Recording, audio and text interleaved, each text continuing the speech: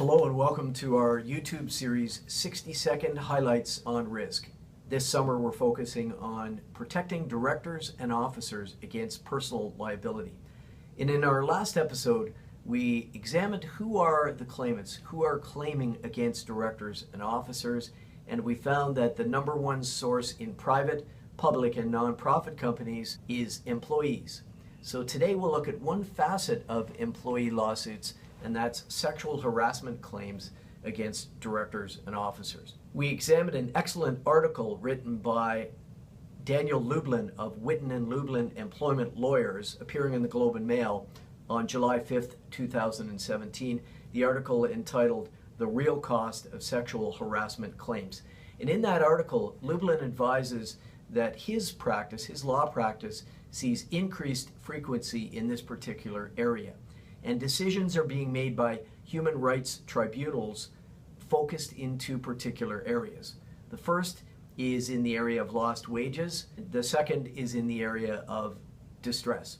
As far as lost wages are concerned, in normal situations where an employee is terminated, their settlement is based on weeks of service, weeks or months of service.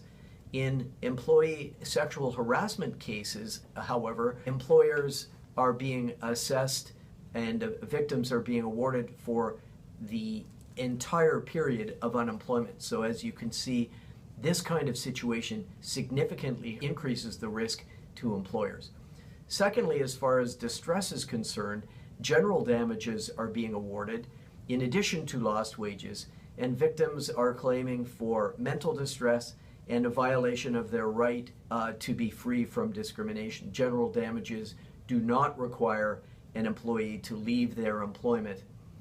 So let's look at two cases. The first example was the owner of a small company mistakenly believed that his sexual interest in a female subordinate was mutual, tried to kiss her, she promptly rebuffed him, and afterward he treated her so indifferently that she had to leave the job and did not return. She was awarded $20,000 for her mental distress.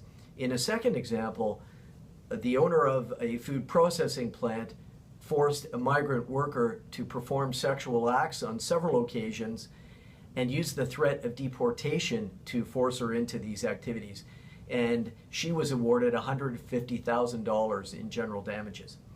So there are some important lessons here for employers. Employers must exercise proper conduct, and we covered that in episode number 2 of this series. Employers must understand employment laws. Secondly, human rights tribunals now have the authority to award public interest awards and future compliance remedies, significantly adding to the risk for this kind of transgression. And lastly, employers are commonly awarded to undergo human rights training and/or create and revise human rights policies and post them in their particular places of employment.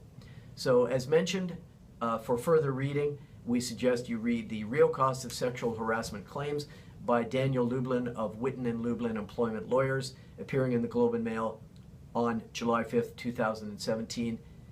Looking forward to seeing you in our next episode. Thank you.